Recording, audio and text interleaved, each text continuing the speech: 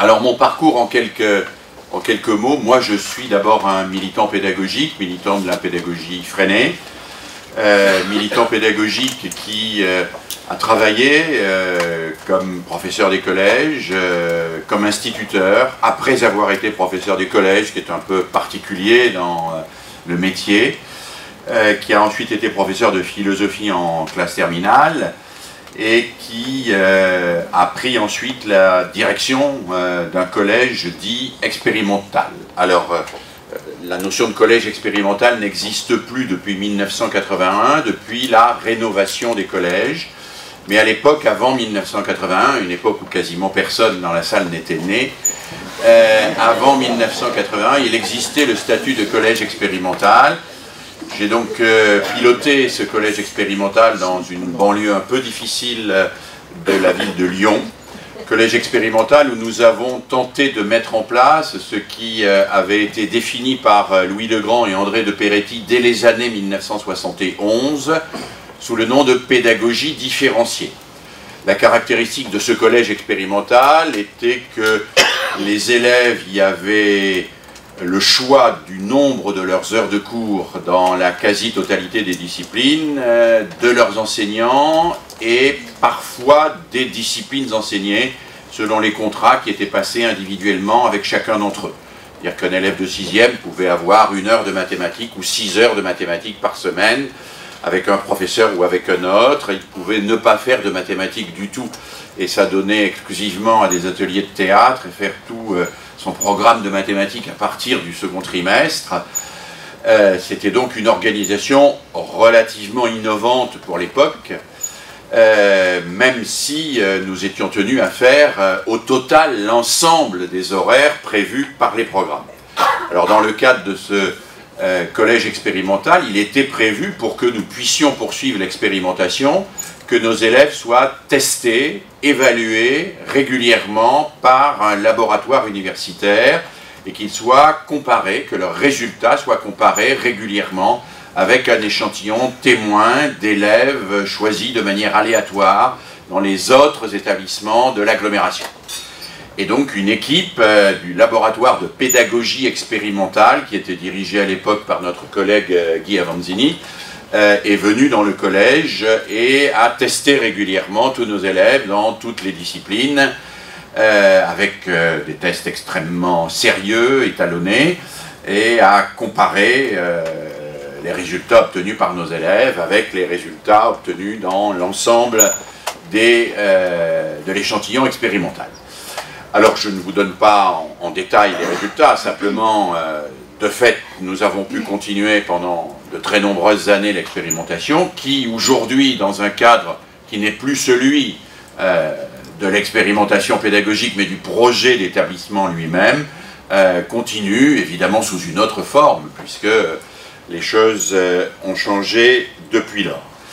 J'ai donc travaillé d'abord autour de cela et j'ai rencontré l'université comme militant pédagogique, à travers l'expérimentation et à travers l'évaluation de cette expérimentation que j'avais contribué à mettre en place avec les collègues.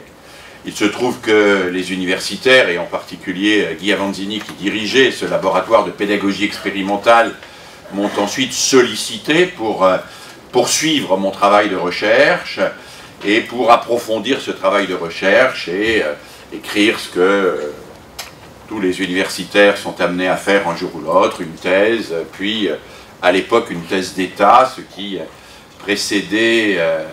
a précédé la notion d'HDR, d'habilitation à diriger les recherches. J'ai consacré tous mes premiers travaux à la fois à la question de l'évaluation de la différenciation pédagogique et d'une manière plus pointue encore, au sein de la différenciation pédagogique, à l'évaluation des interactions entre pairs dans l'activité pédagogique. Je me suis donc inscrit à ce moment-là dans la mouvance des travaux qui étaient conduits par les néo-piagétiens que constituaient Anneli Perret-Clermont, Willem Doise, Muni, etc., qui tentaient de montrer que l'interaction entre pairs n'était pas négative, qu'elle pouvait être positive, qu'elle facilitait parfois des apprentissages, mais que cela nécessitait un certain nombre de conditions qu'il convenait d'élucider, de préciser et de mettre au clair.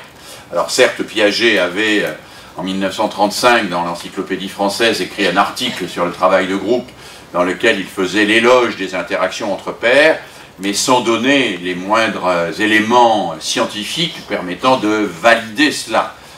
Piaget, qui était un grand scientifique, était aussi un politique et un stratège. Il voulait alors prendre la direction du Bureau international de l'éducation et il avait besoin de se positionner dans le champ, donc il a écrit un certain nombre de textes qui sont repris dans un petit ouvrage qui s'appelle Pédagogie et psychologie, qui sont des textes plus idéologiques et moins scientifiques que les grands textes de Piaget qui sont réunis dans les archives de psychologie génétique. Voilà, j'ai donc commencé à travailler autour de cette thématique-là. C'est une thématique qui m'a amené à visiter énormément de classes, à regarder d'une manière extrêmement précise comment ça se passait à la fois entre le maître et les élèves, mais aussi entre les élèves eux-mêmes, à regarder également quelles étaient les acquisitions et quels étaient les processus par lesquels les élèves accédaient à un certain nombre de savoirs. Ça a été toute la première étape de ma recherche, qui a donné lieu, comme l'évoquait Frédéric Tupin tout à l'heure, à un certain nombre de travaux dits de vulgarisation pédagogique, et en particulier à un premier livre grand public qui s'appelait « L'école mode d'emploi, des méthodes actives à la pédagogie différenciée ». Ensuite, j'ai poursuivi mon travail autour de la thématique des apprentissages, mais en le déplaçant progressivement, en intégrant dans cette thématique des apprentissages les questions de la relation pédagogique, y compris dans leur dimension philosophique et éthique. Et je me suis investi pas mal sur un certain nombre de préoccupations à caractère philosophique, en travaillant avec un certain nombre de philosophes qui pour moi ont beaucoup compté, et en particulier un homme disparu aujourd'hui mais qui a été déterminant dans mon parcours, Emmanuel Lévinas, qui est une des grandes figures, je crois, de la philosophie contemporaine. À partir de ce travail sur les rapports entre l'éthique et la pédagogie, j'ai progressivement évolué vers un travail plus approfondi sur l'histoire des grandes figures et des grands textes pédagogiques. Et je me suis mis à regarder de près ce qu'on appelait le discours pédagogique. Le discours pédagogique qui n'est pas le discours didactique, qui n'est pas le discours de la philosophie de l'éducation, qui n'est pas le discours de la sociologie de l'éducation, qui est le discours de ces grandes figures de la pédagogie que constituent Pestalozzi, Korczak, Freinet, Makarenko et Montessori, De Crowley, l'ensemble de ceux et celles qui ont produit ce que l'on a appelé du discours pédagogique. Et j'ai tenté, ça a été un moment assez long dans mon travail universitaire, de faire une sorte d'épistémologie de la pédagogie, c'est-à-dire de comprendre quelle était la nature de ce discours, qui est un discours très compliqué, qui est un discours pas très compliqué à comprendre, mais très compliqué dans sa structure.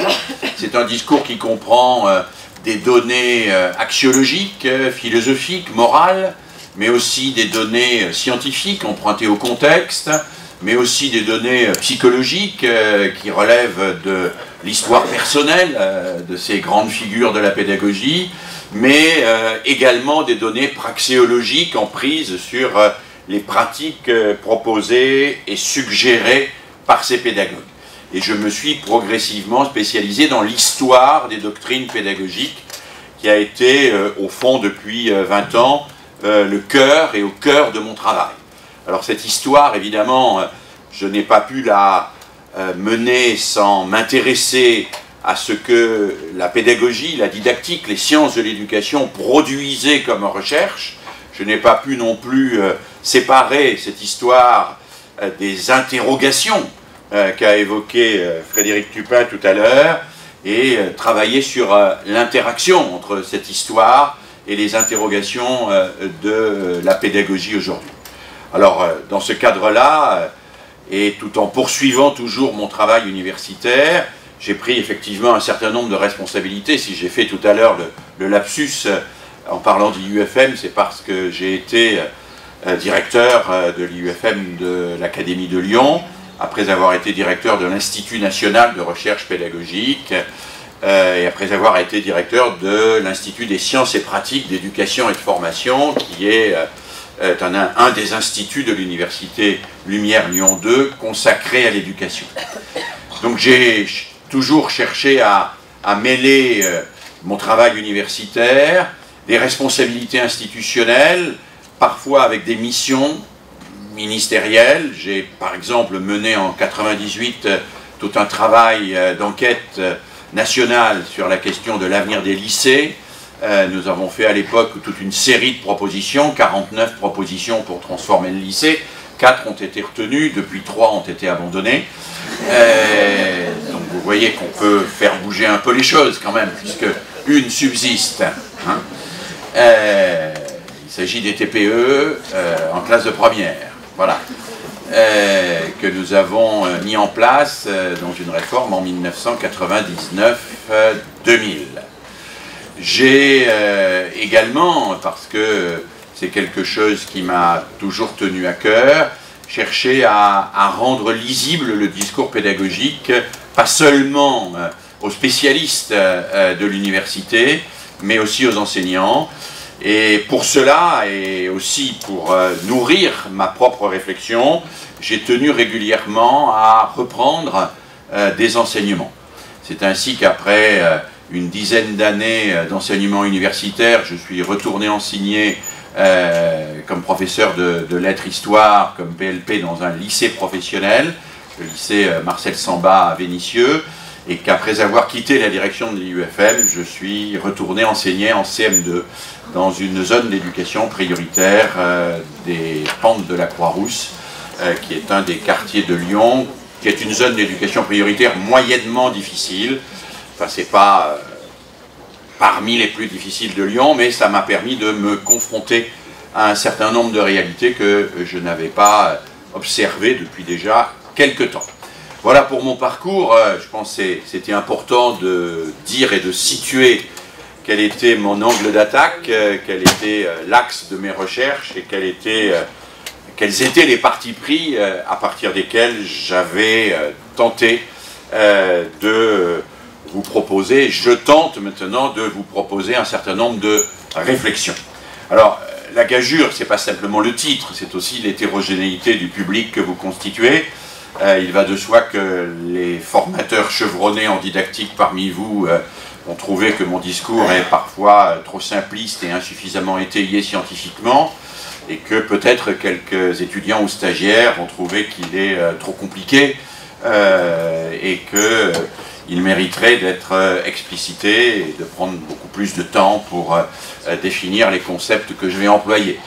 Je vais donc utiliser un langage médian, médiocre au sens d'Aristote, in medio stat virtus, en espérant que Aristote ait raison et que ce soit effectivement au milieu que réside la vertu. Ce dont on n'est vraiment pas sûr, surtout en période électorale. Voilà, alors, le sommaire de cette intervention, avant une discussion que j'espère la plus large et la plus interactive possible.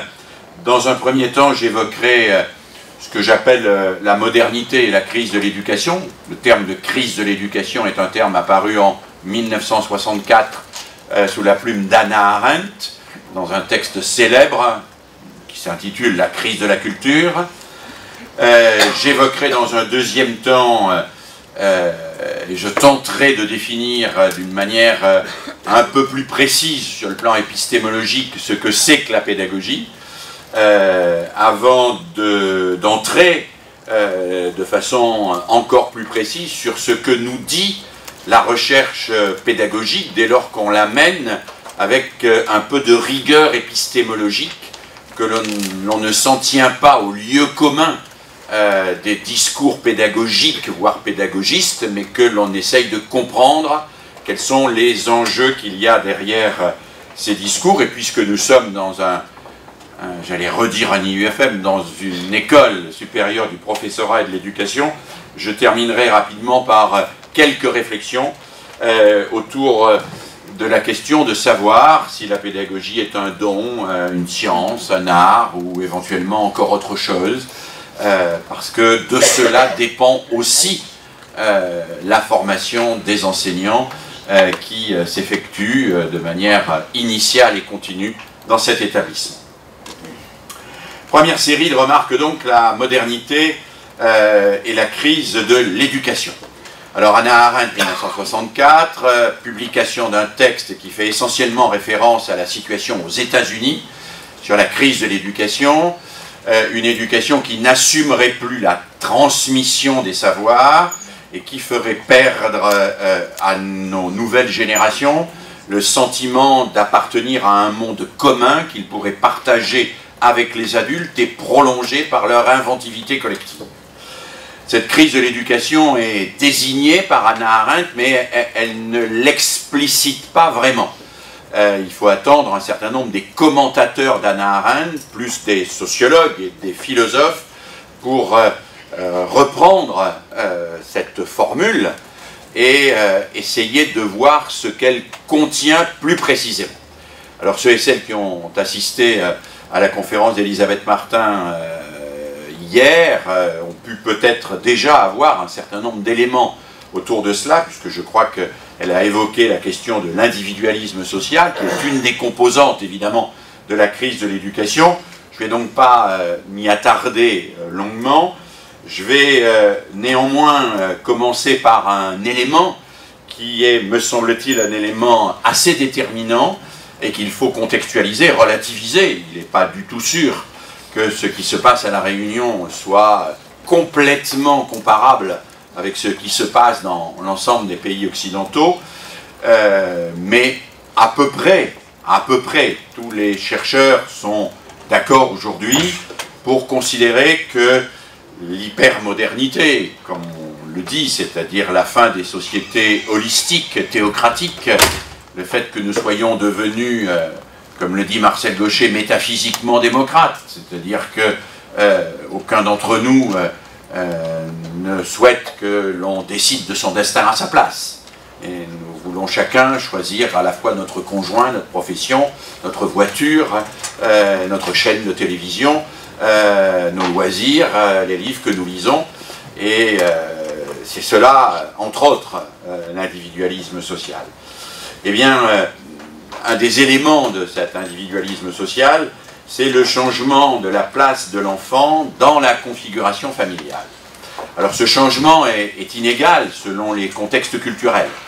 Il est de toute évidence très inégal entre ce qui se passe en métropole et ce qui se passe ici, même si les évolutions démographiques que vit La Réunion sont relativement rapides dans ce domaine, puisque je me suis un peu informé sur l'évolution de la natalité, et que effectivement cette natalité qui était extrêmement forte commence à devenir une natalité non pas calquée sur le taux de la métropole, mais qui se rapproche progressivement du taux de la métropole. Un auteur m'a beaucoup éclairé pour comprendre l'impact de cette réalité-là. C'est un démographe, philosophe par ailleurs, sociologue aussi, qui s'appelle Paul Yonnet, qui a travaillé sur ce qu'il appelle le recul de la mort. C'est d'ailleurs le titre de son principal ouvrage dans lequel il montre que l'élément déterminant depuis probablement très longtemps dans l'histoire de l'éducation, le plus déterminant, c'est le fait que les sociétés, petit à petit, en viennent à avoir, à travers la famille, des enfants qui sont délibérément désirés. Et l'arrivée de l'enfant désiré change radicalement, dit-il, la configuration familiale. La famille faisait traditionnellement des enfants, aujourd'hui c'est l'enfant qui fait la famille, explique-t-il. C'est l'arrivée de l'enfant qui scelle le pacte familial et organise la famille autour de lui. De plus, et c'est là où, me semble-t-il, il y a un point assez intéressant pour nous autres éducateurs, l'enfant désiré, c'est celui dont on attend qu'il fasse notre bonheur. Traditionnellement, le rôle des parents était de faire le bonheur des enfants. La réalité aujourd'hui, celle que vivent beaucoup de parents, c'est qu'ils ont des enfants parce que cela va leur permettre de réaliser leur propre bonheur. C'est à l'enfant de faire le bonheur de ses parents. Il faut donc que l'enfant soit beau, intelligent, qu'il réussisse à l'école, et que ce bonheur soit plein et entier. Et pour que ce bonheur soit plein et entier, il faut que l'enfant aime ses parents. Je viens de dire quelque chose qui vous paraît d'une extrême banalité, mais je voudrais vraiment attirer votre attention sur le fait qu'il s'agit d'une affirmation d'une extrême modernité. Que des civilisations entières ont vécu sans qu'il y ait de relations affectives privilégiées au sein de la famille. Que même des civilisations entières ont vécu, comme l'analyse très bien Denis de Rougemont, en bannissant les relations affectives dès lors qu'on ne se choisissait pas. Il est donc impossible d'avoir des relations affectives dans la famille, puisque la famille était le lieu où les personnes ne se choisissaient pas. On ne choisit pas les enfants que l'on a, et on ne choisit pas les parents que l'on a. Et donc, si l'on ne choisit ni ses parents ni ses enfants, il n'y a pas d'amour possible entre les parents et les enfants. Et l'historien Philippe Ariès, qui a étudié l'évolution des relations familiales sous l'Ancien Régime, dans son livre célèbre « L'enfant et la vie familiale sous l'Ancien Régime », n'a pas trouvé avant le XVIIe siècle de traces, y compris sur les tombes, mais a fortiori dans la littérature et dans la totalité des écrits qu'il a analysés, de traces du moindre lien affectif qui aurait pu exister entre des parents et des enfants. Or, nous sommes passés assez vite, en l'espace de quelques siècles, 2 ou 3 siècles, ce qui n'est rien du tout à l'échelle de l'humanité, à une famille qui fait des enfants, mais qui n'a comme devoir que de les élever et de leur rendre la vie supportable, à une famille qui fait des enfants et qui veut que ces enfants fassent le bonheur de la famille et des parents. Ce qui donne évidemment à l'enfant un pouvoir considérable. Considérable. Alors, ne croyez pas que je critique cela, je constate cela simplement. Je ne vous invite pas à renoncer à la contraception, et pour me dédouaner complètement, je dis même que j'ai fait partie de ceux qui ont expérimenté la pilule pour hommes pendant 7 à 8 ans, estimant que la contraception devait être partagée par l'homme et la femme. La pilule pour homme ne marche pas, c'est la raison pour laquelle je perds mon temps, je vous le signale, donc voilà, mais ne voyez pas dans ce que je viens de dire quelque chose qui serait une sorte de nostalgie à l'égard d'une époque où les enfants n'étaient pas désirés comme ils le sont aujourd'hui. Simplement, ce que je repère, c'est qu'un phénomène comme celui-là est un phénomène qui modifie radicalement la configuration familiale et qui modifie d'une manière radicale le rapport éducatif. À partir du moment où l'adulte veut être aimé par l'enfant, il donne à l'enfant un pouvoir extraordinaire. Alors on a, dans le discours commun, beaucoup accusé mai 68 d'avoir fait de l'enfant un enfant roi. Probablement que cela, mai 68 a marqué une étape, mais c'est évidemment pas les événements de mai 68 qui ont fait changer la configuration familiale et fait changer la place de l'enfant dans la configuration familiale. Il est évident que c'est dans toute la deuxième moitié du XXe siècle que cet enfant est devenu, dans les sociétés occidentales, celui qui a ce pouvoir extraordinaire de distribuer son affection entre les adultes pour obtenir satisfaction et avoir en quelque sorte la possibilité que ses caprices soient réalisés chaque fois qu'il le désire. Ce que on pourrait formaliser, si l'on voulait emprunter ici un discours à caractère psychologique, en disant que l'infantile et non pas l'enfance a été promu comme matrice sociétale, comme matrice éducative. Alors, qu'est-ce que c'est que l'infantile? Tous ceux et celles qui ont fait un peu de psychologie ou qui ont tâté de la psychanalyse savent que c'est ce stade qu'on appelle l'égocentrisme initial ou le narcissisme enfantin, ce stade où l'enfant se croit le seul au monde et veut avoir satisfaction parce qu'il ne conçoit pas que quoi que ce soit puisse lui résister. Il ne conçoit pas non plus qu'il y ait une objectalité en dehors de la réalité qui est la sienne. Et si sa mère est en retard pour lui donner à manger, il pense qu'elle ne l'aime plus, que ses parents l'ont abandonnée alors qu'elle est simplement bloquée dans un embouteillage. Il y a cette impossibilité de concevoir l'objectalité du réel parce que le sujet étant le centre du monde, le sujet perçoit l'ensemble du monde à travers le seul prisme de ses propres pulsions. Alors, ce qui était traditionnel dans les sociétés, anthropologiquement, c'était la responsabilité de l'adulte pour permettre au sujet de renoncer à ses propres pulsions, ou en tout cas de surseoir à ses propres pulsions. Or, ce qui caractérise la société hypermoderne, telle qu'elle est définie aujourd'hui par ceux et celles qui emploient ce terme, c'est que précisément la pulsion n'est plus ce dont il faut débarrasser l'enfant, c'est ce à quoi il faut faire revenir l'adulte. C'est-à-dire que la pulsion d'achat, l'immédiateté, le fait de désirer, de vouloir avoir satisfaction tout de suite, devient la caractéristique centrale de ce que mon collègue Bernard Stiegler appelle la troisième phase du capitalisme, le capitalisme pulsionnel. Il explique qu'il y a eu 3 phases du capitalisme. Le capitalisme industriel, c'est Zola. Le capitalisme financier, c'est celui qui, en remplaçant le coût par le prix, fait de la spéculation la maîtresse du monde.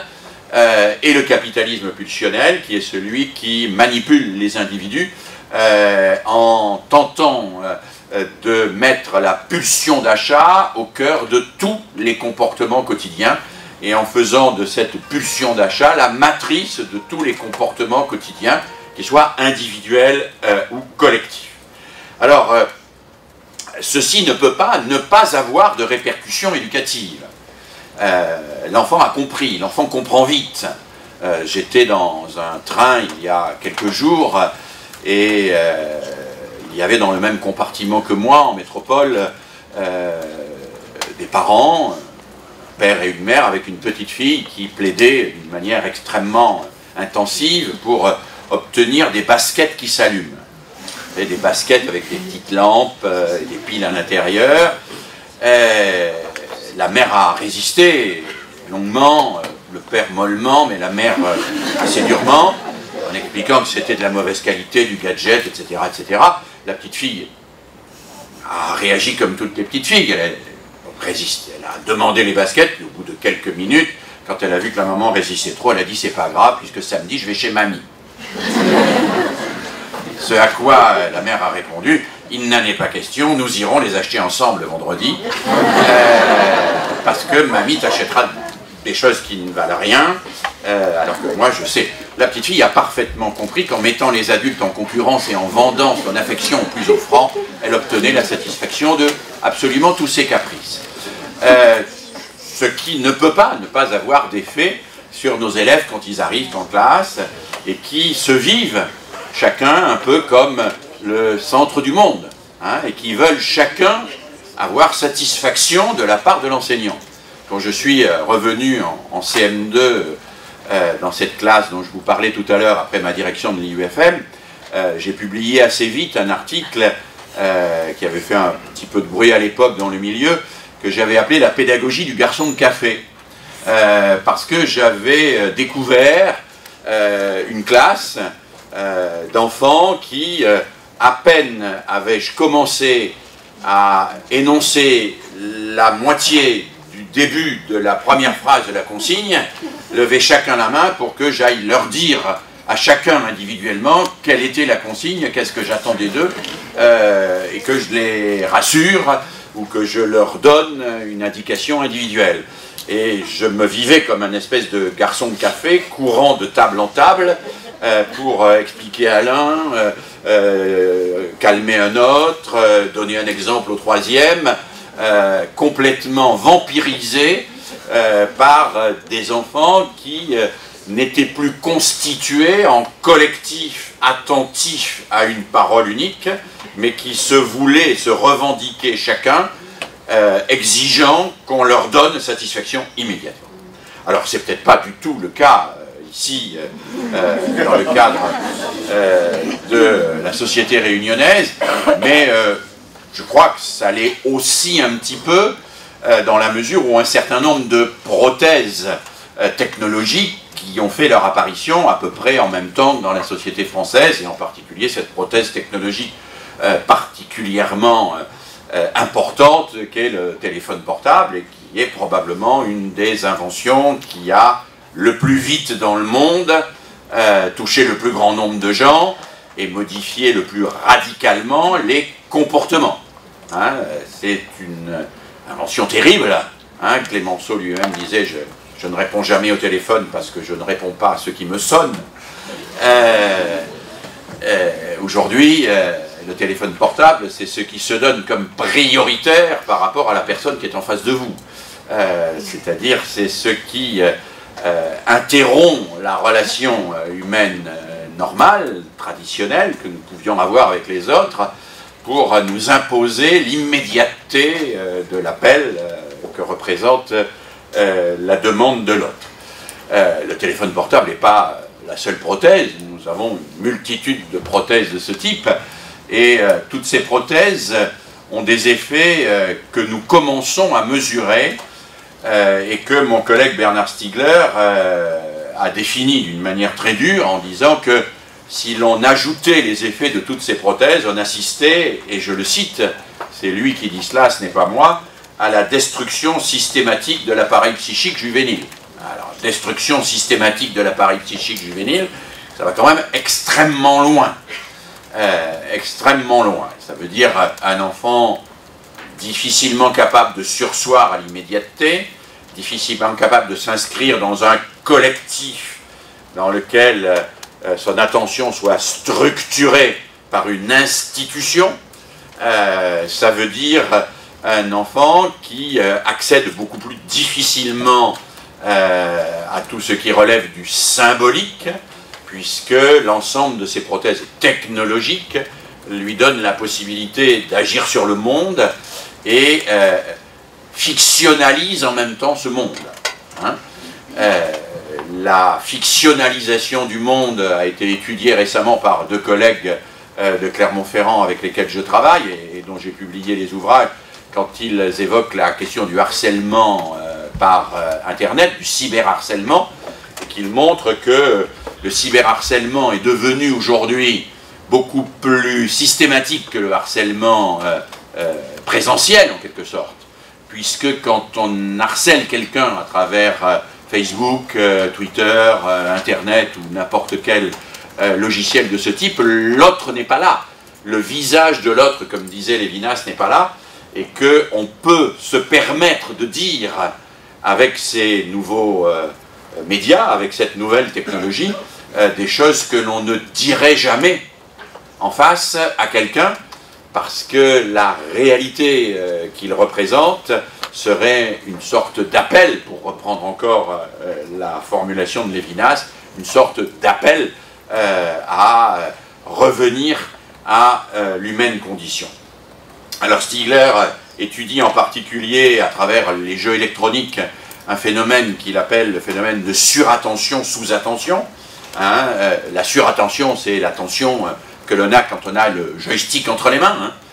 Le joystick entre les mains, le monde peut s'écrouler autour de vous. Vous êtes sidéré, scotché. Vous êtes dans un rapport de fascination, de sidération par rapport à l'écran. Le temps d'ailleurs n'existe plus. le temps ne passe plus. Hein.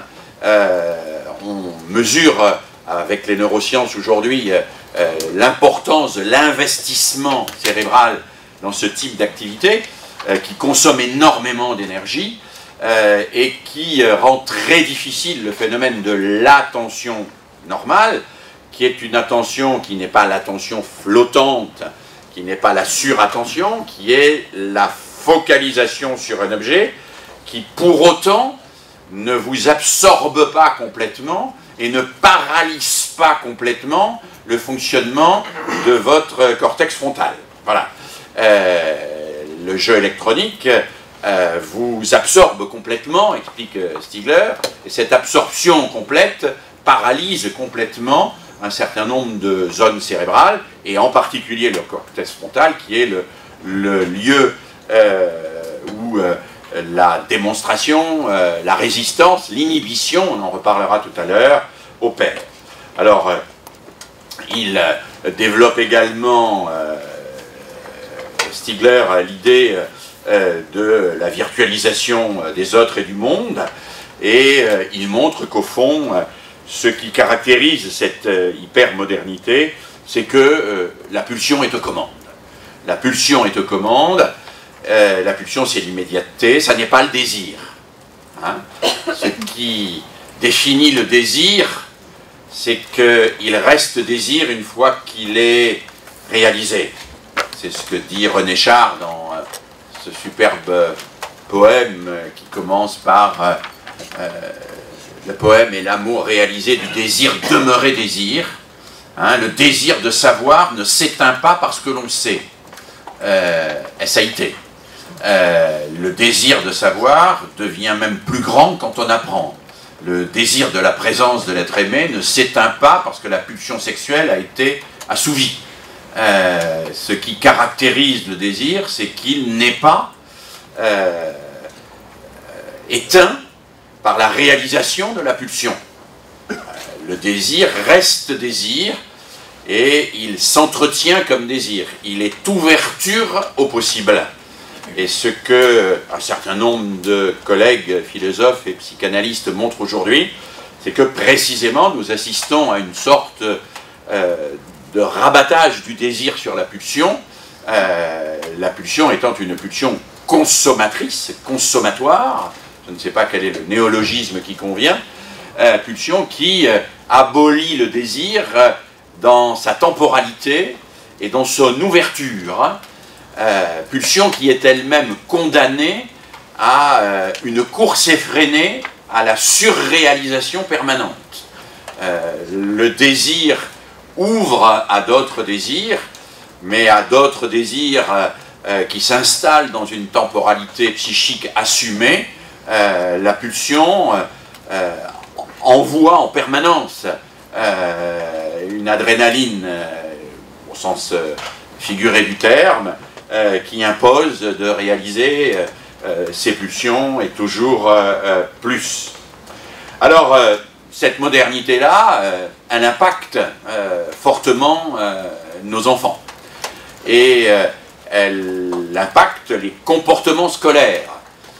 J'ai voulu, par exemple, après avoir fait cette expérience en CM2, vérifier avec les collègues de mon laboratoire si ce que j'avais perçu au niveau du temps d'attention des élèves en ce qu'on appelle l'attention linéaire, c'est-à-dire la capacité à être attentif sur un exercice ou une tâche unique pendant un temps donné, avait réellement diminué. Nous avons donc fait quelque chose de très simple, nous avons repris des tests qui sont des tests qui avaient été élaborés par Claparède, je ne vous parle pas d'aujourd'hui, donc dans les années 1930, voilà, donc il y a près d'un siècle, et nous avons refait passer ces tests en essayant de reprendre à peu près les mêmes conditions expérimentales. Alors on a pris parmi ces tests ceux qui étaient les moins datés, donc essentiellement des tests de type puzzle par exemple, et on a observé, et à peu près n'importe qui peut refaire cette observation et peut comparer avec les résultats des tests publiés par Claparède en 1930, on a constaté que là où l'élève de 1930 pouvait travailler seul sur un exercice pendant 15 minutes de manière linéaire, il travaillait seul aujourd'hui pendant 5 minutes de manière linéaire, c'est-à-dire que le temps d'attention avait été diminué par 3. Il est diminué par 3, ce qui ne veut pas dire que l'élève est moins efficace, parce que si on regarde bien dans le détail, on s'aperçoit qu'en 5 minutes, l'élève d'aujourd'hui en fait un peu plus que n'en faisait l'élève de 1930 en 5 minutes, mais il n'en fait évidemment pas autant que l'élève de 1930 en 15 minutes. Il doit automatiquement changer d'activité ou être rappelé à l'ordre systématiquement sur cette activité. Et en général, le rappel à l'ordre ne fonctionne que peu ou mal. Il fonctionne sur environ un quart des sujets.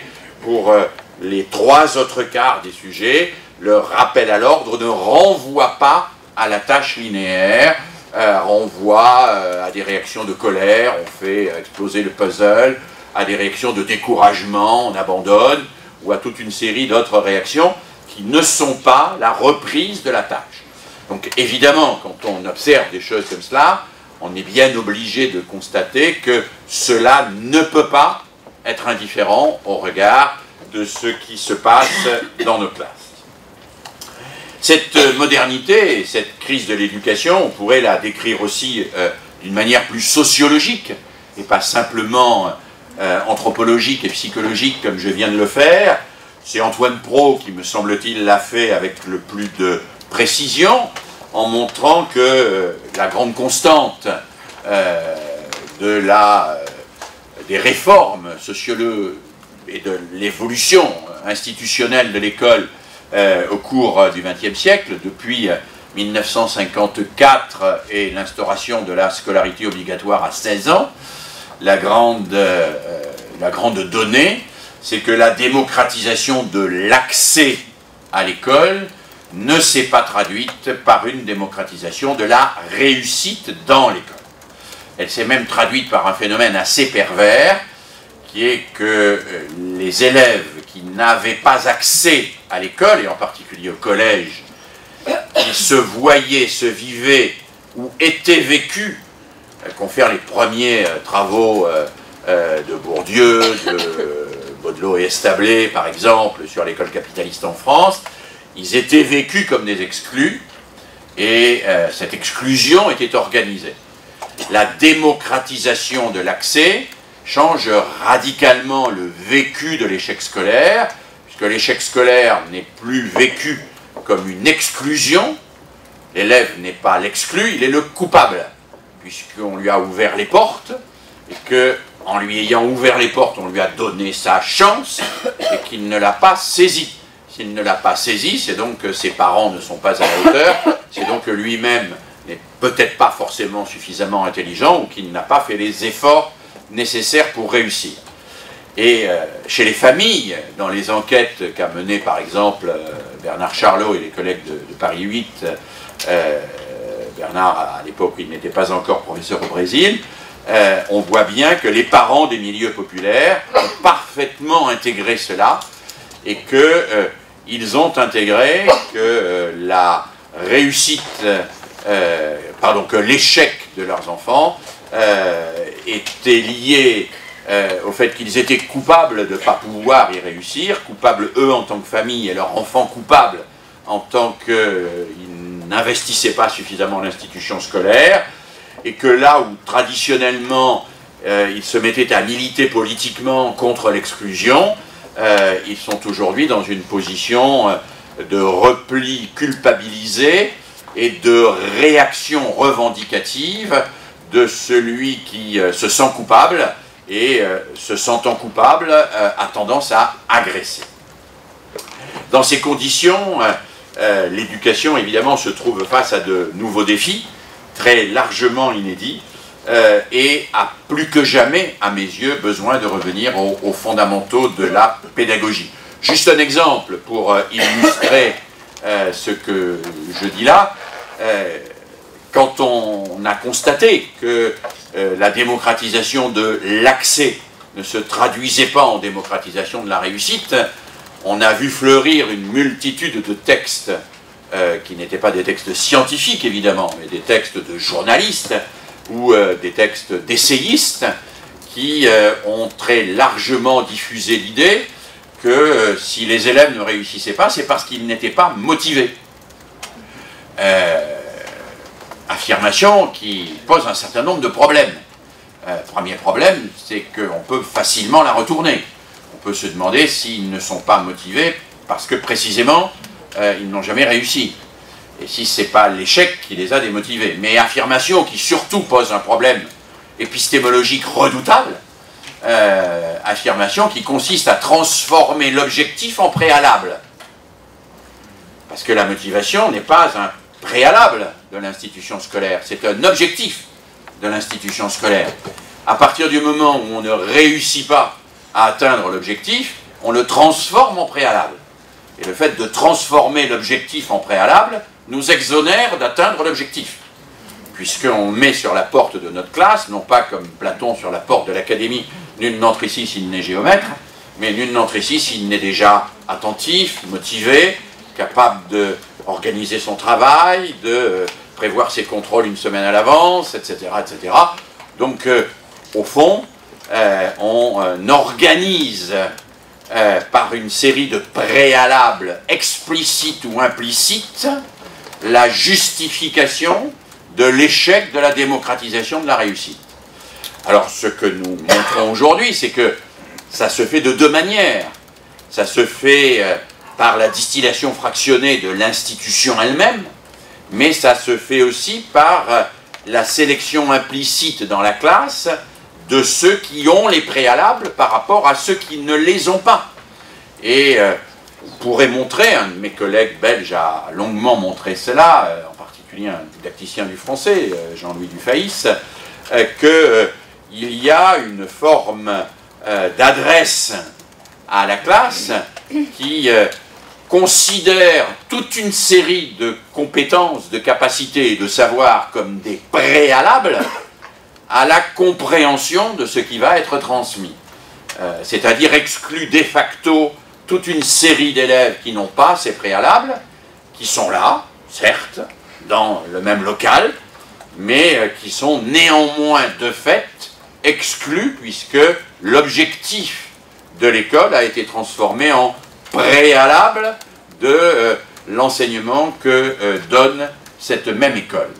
Cette transformation des objectifs en préalable, j'attire votre attention sur le fait, sans sortir de mon devoir de réserve en période électorale, que c'est un argument politique extrêmement important et qui est utilisé d'une manière extrêmement habile par un certain nombre de ceux qui nous proposent aujourd'hui un certain nombre d'orientations du système éducatif. Alors, revenir aux fondamentaux de l'éducation, c'est faire face à un certain nombre de défis. Alors, je ne vais pas les détailler, je vais simplement les énoncer, puis vous les retrouverez sur le diaporama. Le premier défi, le défi numéro 1, celui que vous rencontrez dans les classes, que les enseignants rencontrent dans les classes, c'est l'accompagnement du passage de l'espace privé à l'espace public. Je vais utiliser beaucoup le mot accompagnement, à la fois parce que, c'est vrai, il est à la mode, mais aussi parce que c'est la traduction étymologique la moins inexacte du mot pédagogue. Le pédagogue, ce n'est pas le précepteur, c'est celui qui accompagne l'enfant chez le précepteur. C'est celui qui est plus l'ancêtre du transport scolaire que du corps enseignant. Donc accompagner le passage de l'espace privé à l'espace public, on voit bien que c'est difficile. On voit bien qu'un certain nombre d'enfants aujourd'hui, à l'école et en classe, et les observations que je mène encore aujourd'hui me le montrent, se comportent en classe comme en famille, et on ne distingue pas l'espace privé de l'espace public. On voit bien que cette absence de distinction, eh bien, nous amènerait, devrait nous amener à articuler ce qui sépare et ce qui fait lien entre le privé et le public. Alors, les collègues de maternelle travaillent par exemple sur le doudou, hein, la fonction du doudou. j'ai fait un article qui pourrait être considéré comme scientifique, mais le titre lui-même est un peu étonnant. Le titre, c'était « La tétine et le doudou ». C'est un article fait à partir d'un certain nombre de travaux avec des institutrices de maternelle et à partir des conflits avec les familles sur l'interdiction de la tétine et la fonction du doudou. Eh bien, j'essaye d'y montrer que il y a toute une série de cas où la famille ne supporte pas qu'on enlève la tétine à l'enfant, alors que demander à un enfant qui rentre en classe d'abandonner la tétine, c'est la moindre des choses, puisque la tétine l'empêche de parler, puisque la tétine le replie sur lui-même, puisque la tétine le renferme sur son espace privé, alors que le doudou est précisément cet objet transitionnel, comme Winnicott le définissait, qui permet d'amener en classe quelque chose qui vient de la famille et de la maison, mais de le laisser à un moment donné pour précisément s'intéresser à autre chose qui ne relève pas de l'espace privé, individuel et intime, mais qui relève de l'espace public. Donc le débat sur la tétine et le doudou n'est pas un débat anecdotique, c'est un débat sur les conditions d'entrée du privé dans le public. Est-ce qu'on est capable d'amener l'enfant d'une position où il est replié entièrement sur son espace privé à une position où il accepte d'assumer l'articulation entre l'espace privé et l'espace public?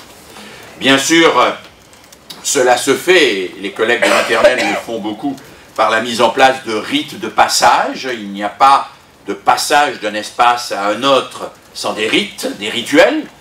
Et un des problèmes majeurs, me semble-t-il, de l'institution scolaire française, c'est d'avoir aboli à raison un certain nombre de rituels obsolètes, mais d'avoir peut-être sous-estimé la fonction des rituels et de ne pas avoir suffisamment travaillé sur les rituels de passage du privé au public. Hein. Un tribunal a son rituel, un théâtre a son rituel, une salle de concert a son rituel, a fortiori un édifice religieux a son rituel, qui est une manière de structurer collectivement l'attention, le comportement et de porter ce que j'ai appelé dans mes travaux une posture mentale. La notion de posture mentale n'est pas facile à expliquer rapidement. Hein, ça n'est pas une opération mentale, une posture mentale. Une posture mentale, c'est une manière de se rendre disponible, non pas individuellement, mais collectivement à quelque chose. Quand vous allez au théâtre, vous adoptez une posture mentale particulière, qui n'est pas celle que vous avez quand vous discutez avec des amis à la terrasse d'un café, qui n'est pas celle que vous avez quand vous êtes en salle des professeurs, qui n'est pas celle que vous avez quand vous lisez un livre, qui n'est pas celle que vous avez quand vous êtes dans un repas familial. Si on étudie un petit peu cela, et mon collègue Citon, dans son très beau livre pour une écologie de l'attention, que je vous recommande vivement, montre que la notion de posture mentale est absolument capitale si on veut comprendre que l'attention, être attentif, n'est en aucun cas un phénomène individuel, ce n'est pas un problème de volonté individuelle d'abord, c'est-à-dire que crier aux gens, soyez attentifs, écoutez-moi, ça ne sert à rien, que l'attention est une affaire de structuration collective, et que c'est la société qui définit ce qui structure collectivement l'attention d'un collectif à un moment donné, dans un espace donné, entre des bornes qui sont marquées et qui sont à la fois temporelles et géographiques. Donc le passage de l'espace privé à l'espace public nécessite évidemment des rituels, des rites, et des rites qui soient adaptés à cela. Ça nécessite également le travail, sans cesse à remettre en chantier des fondateurs de la laïque, hein, le fameux travail de séparation, disait Ferdinand Buisson, entre le savoir et le croire. Alors, c'est un travail que Ferdinand Buisson et les fondateurs de la laïque, Gréard et les autres, Pécaud et ainsi de suite, considéraient comme facile. En réalité, c'est un travail très compliqué, séparer le savoir et le croire. On pourrait même, comme les épistémologues aujourd'hui nous le montrent, Feyerabend et d'autres, montrer qu'il y a un peu de croire dans tous les savoirs et un peu de savoir dans tous les croire. Et que donc c'est plus la démarche qui importe que le résultat qui créerait une sorte de paroi imperméable entre deux secteurs radicalement différents présents dans notre esprit. Par exemple, dans une opinion, il y a évidemment une part de savoir, il y a évidemment une part de croire. Mais ce en quoi les fondateurs de la laïque ont raison, c'est qu'une des fonctions de l'école, c'est bien de permettre à l'enfant d'identifier ce qui, dans l'opinion qu'il émet, relève du savoir stabilisé, c'est-à-dire partageable par tous, qui peut faire l'objet d'une démonstration à laquelle tout le monde doit accéder, de ce qui relève du croire ou du point de vue personnel, dans ce que ça a de volatile et en même temps dans ce que ça peut avoir de communautaire. Hein. Je retravaille actuellement sur un philosophe assez peu connu, Ben Fichte, qui est, je trouve, quelqu'un qui a très bien compris ce genre de problème et qui, si on le lisait plus, nous permettrait d'avancer assez sensiblement dans la compréhension de la question de la laïcité, qui distingue le moi indivisible, le moi divisible et le non-moi divisible. Alors le moi indivisible, c'est évidemment l'intentionnalité, c'est le sujet. Le moi divisible, c'est ce qui est un moi subjectivement qui relève de mon croire et que je peux partager avec un certain nombre de choses. Et le savoir relève de ce qu'il appelle le non-moi divisible. C'est-à-dire ça ne m'appartient pas, c'est pas en moi le savoir. Il devient en moi de facto parce que je me l'approprie, mais son existence est attestée parce qu'il existe hors de moi et qu'il est divisible au sens de Fichte, c'est-à-dire donc partageable entre la totalité des sujets qui disposent du raisonnement humain. Bon. Eh bien, la distinction entre le moi divisible et le non-moi divisible pourrait être une manière d'avancer vers la distinction entre le savoir et le croire, tout en ajoutant, c'est un point très important, qu'il y a un domaine sur lequel Buisson avait particulièrement raison, hein, qui est que on ne peut pas demander à des élèves de distinguer le savoir du croire si on enseigne notre savoir comme une croyance. Et qu'il y a là un impératif fondamental que Ferdinand Buisson traduisait à travers la leçon de choses. Hein, il y a un célèbre texte de Buisson qui dit « Si l'instituteur amène en classe un faisan empaillé ou une balance Roberval, ce n'est pas pour amuser les élèves, c'est pour que les élèves n'aient pas à le croire sur parole.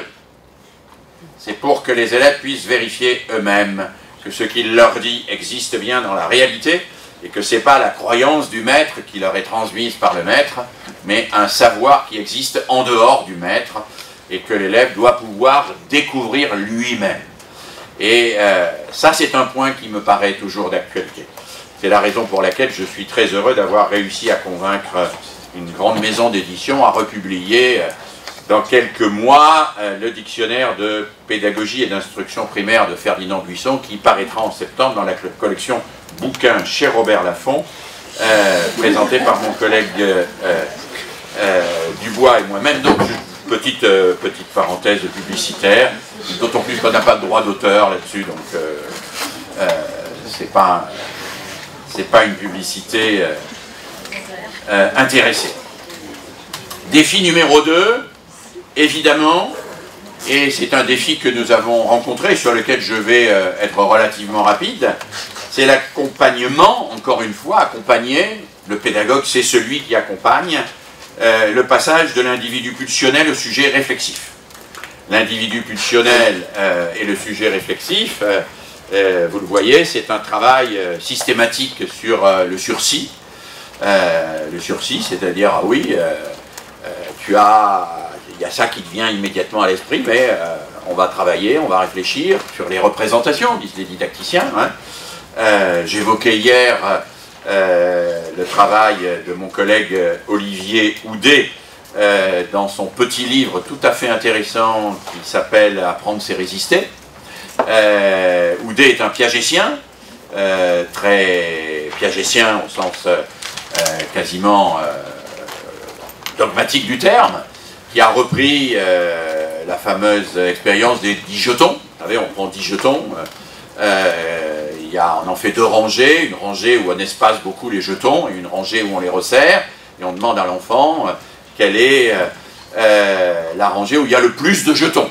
Eh bien, instantanément, l'enfant de 2 à 3 ans va dire que c'est la rangée qui est la plus longue.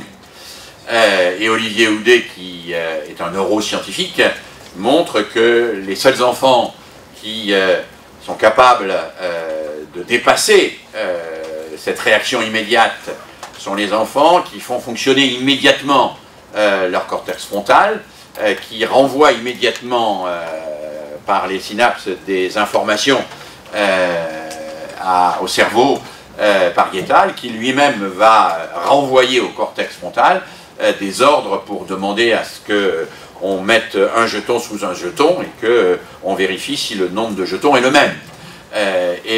Houdet en déduit d'une manière très convaincante, parce qu'il ne fait pas que cette expérience, il en fait un tas d'autres, que les enfants qui accèdent au raisonnement sont ceux qu'on rend capables d'inhiber la réaction immédiate. Et il développe très fortement cette notion d'inhibition de la réaction immédiate et de mise en place de ce que lui appelle une pédagogie expérimentale, c'est-à-dire une pédagogie de la démonstration, de l'expérimentation, mais on pourrait discuter sur le terme pédagogie expérimentale qui est assez connoté historiquement et que pour ma part je n'utilise pas tout à fait de cette manière-là. Les pédagogues de l'histoire, Kortchak, mais bien d'autres, ont beaucoup insisté sur cette notion de sursis, hein, en expliquant que le rôle du pédagogue était non pas d'empêcher l'enfant de s'exprimer, mais que le droit à l'expression était inséparable du devoir de la structuration de l'expression. Si je dis aux enfants « exprimez-vous », je ne leur dis pas « exprimez-vous ». Ils vont exprimer quelque chose qui sera une espèce de spontanéité stéréotypée relevant le plus souvent de la pulsion infantile. Si je veux qu'il exprime autre chose, il faut que je sursois à cette expression immédiate, que je passe par la reformulation, que je passe par l'écriture parfois, que je passe par l'explicitation du vocabulaire, etc. C'est-à-dire que je passe par toute une série de phases qui vont permettre d'accéder à la réflexivité et ne pas laisser l'enfant dans la réaction immédiate. Et bien sûr, tout cela, vous le voyez ici, est extrêmement complexe. Je le formule souvent moi-même en disant et en reprenant une citation d'un philosophe lyonnais, hein, nul n'est parfait, Gabriel Madinier, qui dit que le travail de l'enseignant pour pouvoir faire cours, c'est-à-dire pour pouvoir transmettre, c'est d'abord l'inversion de la dispersion. Et il montre, en reprenant d'ailleurs un bel article du philosophe Alain, on cite souvent Alain pour des choses qui sont toujours intéressantes mais souvent discutables, mais on cite rarement ce qui est publié à la suite des propos sur l'éducation et qui sont des leçons de psychologie. Il y a un très bel article sur la notion d'attention chez Alain, où il montre que précisément cette inversion de la dispersion est quelque chose qui se construit, et qui se construit en classe d'une manière extrêmement précise par un processus de focalisation. Le processus de focalisation entre la récré, où on a 36 choses à traiter en même temps dans son impan cognitif, et le cours où on s'intéresse à Baudelaire, à la proportionnalité, à la géographie ou à la grammaire. Tout ce travail est donc un travail important et c'est un défi absolument fondamental. C'est un défi qui, évidemment, Et là, nous entrons dans des recherches qui ont été encore récemment très valorisées par la conférence de consensus sur la pédagogie différenciée menée par le CNESCO, qui est un défi qui nécessite le travail sur les procédures de métacognition.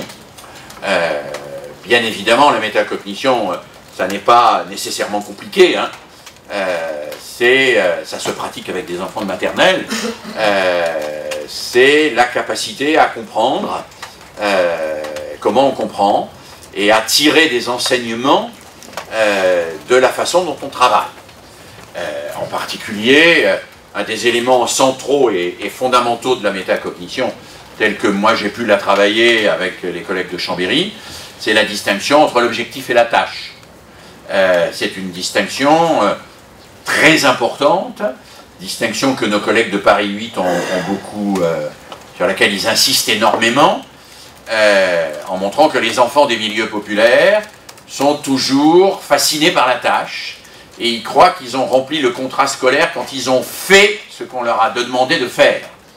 On fait un exercice, ils font l'exercice, quitte à copier sur un copain, et si on leur dit « mais enfin, t'as rien compris, t'es pas dans le coup », de toute façon, ils vont dire « mais pourquoi vous m'engueulez? J'ai fait mon exercice ». Ils n'ont pas compris que ce qu'en réalité le professeur ou l'institutrice lui demandait de faire, c'était pas de faire l'exercice, c'était de comprendre comment on fait l'exercice. Ce qui veut dire à demi-mot, ne pas le faire si on a déjà compris, et en faire 5 si on n'a pas compris après le premier.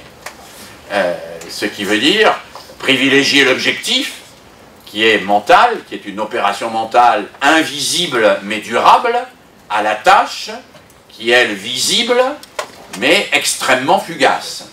Hein? Et donc la question du rapport entre ce qu'on a fait et ce qu'on a appris, ce qu'on a acquis, est évidemment une question absolument centrale du processus métacognitif. Par exemple, je mène actuellement un travail de recherche avec 7 écoles primaires, où on s'est donné comme consigne avec l'ensemble des enseignants, après chaque séquence d'apprentissage, de poser toujours 2 questions. Qu'est-ce que tu as fait et qu'est-ce que tu as appris?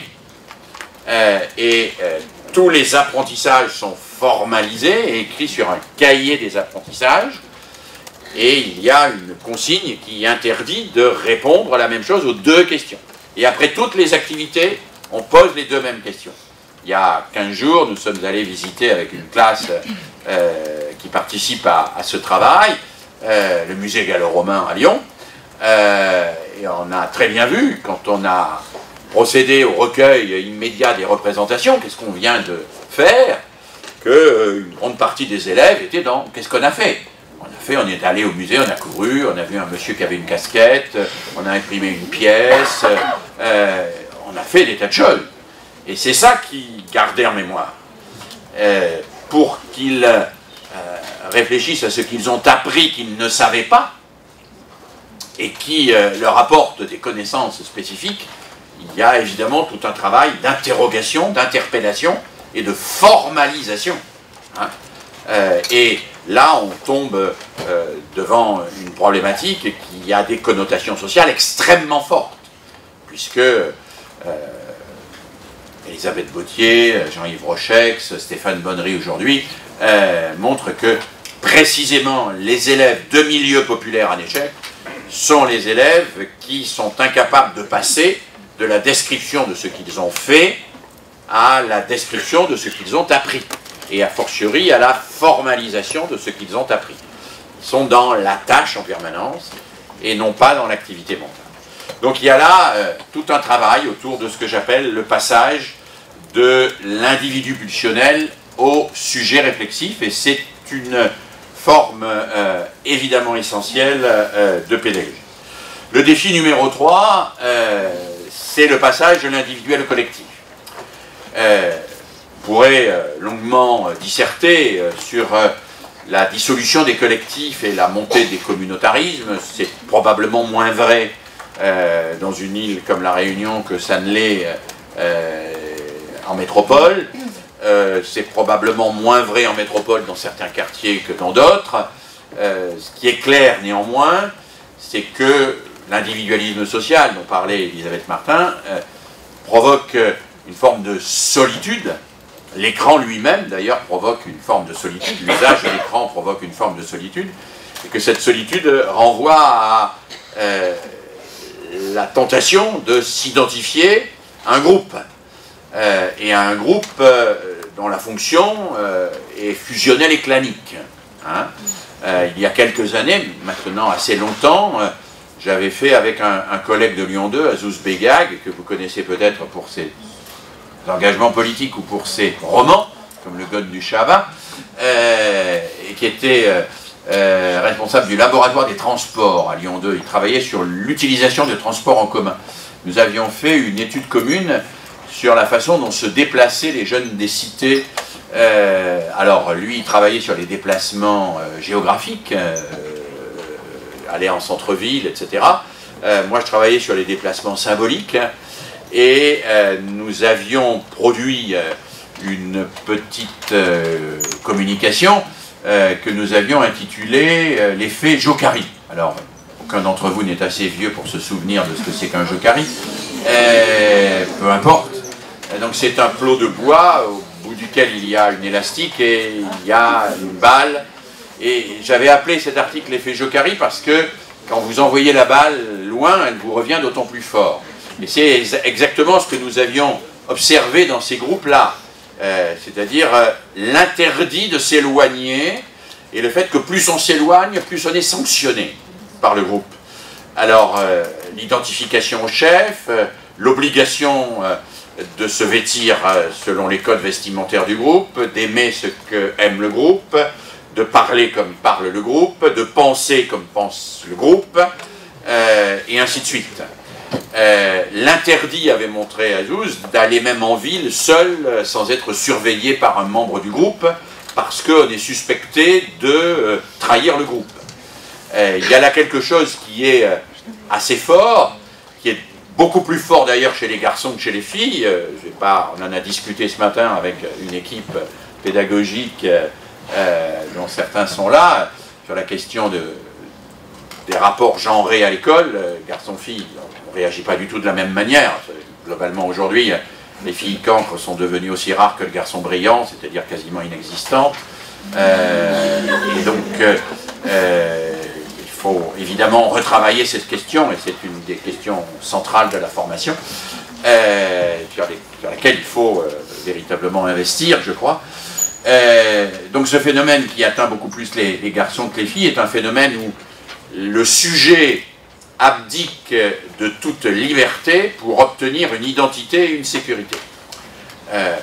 Et ça nous pose une question forte, à nous, société, mais à nous aussi, école. C'est comment se fait-il qu'un sujet puisse accepter de participer à un collectif qui n'est pas un vrai collectif, qui est un groupe fusionnel, comme je l'ai appelé dans mes travaux, où il fait le sacrifice de toute forme de liberté dès lors qu'on lui offre l'identité et la sécurité. Est-ce que ça veut dire que nous autres adultes, nous ne sommes pas capables de lui proposer un groupe où il est à la fois l'identité, la sécurité et la liberté? C'est un sacré défi, ça. Et c'est un défi pédagogique qui renvoie, si on veut bien relire certains vieux textes, à des textes écrits par un vieux monsieur comme Makarenko, par exemple, qui déjà s'était trouvé confronté, quand il a récupéré les gamins abandonnés sur les routes de la révolution bolchevique, à ces problèmes de groupe sous l'emprise d'un leader, et qu'il avait mis en place tout un système de gestion des groupes par rotation systématique des tâches et des fonctions pour éviter l'emprise d'un certain nombre de gens sur les autres, etc. Si on relit ces textes pédagogiques, on s'aperçoit que ce problème-là, il a déjà été entendu, et que si la modernité l'active, et l'active d'une manière très forte, ça ne doit pas nous interdire d'aller consulter ceux et celles qui l'ont déjà travaillé avant. Alors évidemment, accompagner le passage de l'individu au collectif, c'est mettre en place des médiations, c'est-à-dire des projets, ce qui permet de se mettre en jeu, hein, à propos de quelque chose. C'est la mise en place d'institutions, hein, qui médiatisent les relations et qui permettent de sortir des coagulations fusionnelles. C'est bien évidemment aussi l'organisation des rôles, hein, qui permet de parler, et là je vous renvoie aux travaux de la pédagogie institutionnelle, hein, parler en tant que, hein, dans un collectif, il n'y a d'autorité que parce qu'il y a une responsabilité. Hein. Un enfant peut avoir autorité dans un groupe s'il a une responsabilité dans le groupe. Ce qui caractérise la formation à la démocratie par rapport à la formation à toutes les formes de totalitarisme, c'est que dans la démocratie, l'autorité est consubstantiellement liée à la responsabilité et à une responsabilité au service du collectif. Alors que dans toutes les formes de totalitarisme, Hannah Arendt a très bien expliqué ça, le pouvoir, et non pas l'autorité, est lié à la force, à l'emprise et à la séduction. Ce qui veut dire que une des pistes les plus intéressantes à travailler par rapport à la résistance à cette crise de la démocratie qu'évoquait Frédéric en introduction, c'est l'expérience de la responsabilité. André de Peretti, qui a eu 100 ans l'an dernier, et qui est toujours pompier bon oeil, a publié, il y a déjà bien longtemps, des tas de propositions pédagogiques où il explique comment on peut, dans une classe, dans un établissement, dans un collège, dans un lycée, multiplier les responsabilités, faire tourner les responsabilités pour permettre l'expérience de l'autorité. En tant que je suis responsable du bocal à poisson rouge, j'ai le droit d'interdire les plus grands de mettre des saletés dans le bocal à poisson rouge, même s'ils crient plus fort, même s'ils sont violents, et c'est ma responsabilité, et donc j'ai autorité au nom de ma responsabilité. Et cet apprentissage-là, c'est l'apprentissage de la démocratie. Hein. Donc on voit bien que face à une crise qui est celle d'une démocratie tâtonnante, cet apprentissage est absolument fondamental. Et pour revenir à Makarenko, une des choses qu'il a le plus expérimenté, c'est la rotation des tâches. Moi, dans les premiers travaux que j'ai effectués, les travaux sur les interactions entre pairs, j'ai beaucoup travaillé sur la façon dont se répartissaient les tâches entre les enfants. J'ai rien trouvé de très extravagant, sauf que j'ai trouvé exactement le contraire de ce que disait la vulgate de l'éducation nouvelle. La vulgate, y compris piagétienne, qui expliquait que quand on met des enfants à travailler ensemble, ils coopèrent spontanément. Eh bien, j'ai trouvé qu'ils ne coopèrent pas spontanément. C'est exactement l'inverse qui se passe. Si vous mettez 5 ou 6 élèves à faire un panneau, vous aurez un élève qui va prendre la direction des opérations et expliquer aux autres ce qu'il faut faire. Vous en avez un qui va avoir des images chez lui et les apporter, qui connaît l'orthographe et qui va corriger les fautes d'orthographe. Vous en avez deux qui ne savent rien faire et qui n'ont pas de panneau, qui n'ont pas d'image et qui ne savent pas l'orthographe et ils ne feront rien, et heureusement qu'ils ne feront rien parce que sinon le panneau serait raté. Hein. Et puis vous avez celui qui va gêner, celui qui va être un petit peu l'empêcheur de tourner en rond et qu'on va exclure ou qu'on va faire en sorte qu'il soit exclu. On dit quand vous mettez des gens à travailler en commun, ce qui se passe spontanément, c'est la division du travail entre concepteurs, exécutants, chômeurs et gêneurs.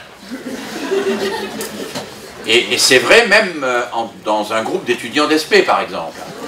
Vous leur demandez de faire un travail en commun, vous avez assez spontanément les concepteurs, les exécutants, les chômeurs et les gêneurs.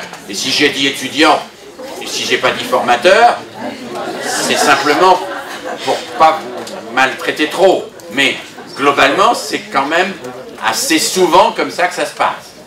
Les concepteurs conçoivent, les exécutants exécutent, les chômeurs ne font rien parce que s'ils faisaient quelque chose, ça ferait perdre du temps et le résultat serait moins bon, forcément, puisqu'ils ne savent rien faire. Hein, et les gêneurs, on se débrouille pour s'en débarrasser ou les refiler au groupe d'à côté. Donc, Makarenko avait parfaitement observé ce phénomène, qui est un phénomène quasiment évident, et que d'ailleurs un certain nombre d'économistes appellent la division du travail, tout simplement. Hein, d'économistes libéraux en particulier.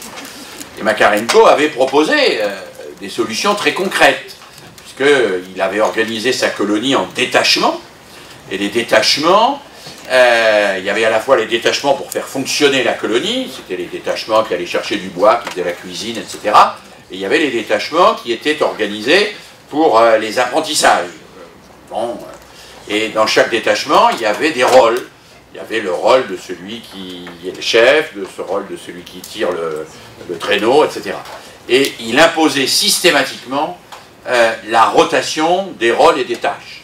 C'est-à-dire qu'il avait fait de la rotation des rôles et des tâches le principe structurant et organisateur, et il écrit quelque part dans le poème pédagogique ce qui caractérise le pédagogique par rapport au productif, par rapport à l'usine, etc., par rapport à ce qui se fait ailleurs, c'est que dans le pédagogique, chacun doit apprendre à faire ce qu'il ne sait pas faire, alors que dans le système productif, chacun fait ce qu'il sait le mieux faire ou ce qu'il sait déjà faire.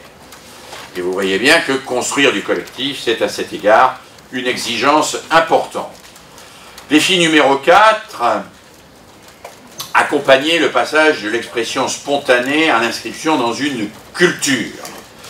Alors, c'est là évidemment quelque chose qui vous concerne tout particulièrement. Vous avez vu que j'ai mis une culture. Je n'ai pas inscrit la culture avec un grand C, la culture universelle. Je pense que l'inscription dans une culture, c'est l'inscription dans un ensemble, non pas de signes, mais de symboles qui font sens et qui donnent sens à la présence dans le monde. C'est une certaine manière de se représenter la présence dans le monde. L'inscription dans une culture me paraît absolument essentielle aujourd'hui, en particulier parce que précisément nous vivons dans un univers mondialisé où la notion de culture perd son sens. Alors je ne suis pas pour un retour à une espèce de culture identitaire, à un repli sur soi, sur ses origines, etc., avec toute la fantasmatique que cela peut avoir. Je suis pour donner à l'enfant la possibilité d'accéder à autre chose que du pur fonctionnel.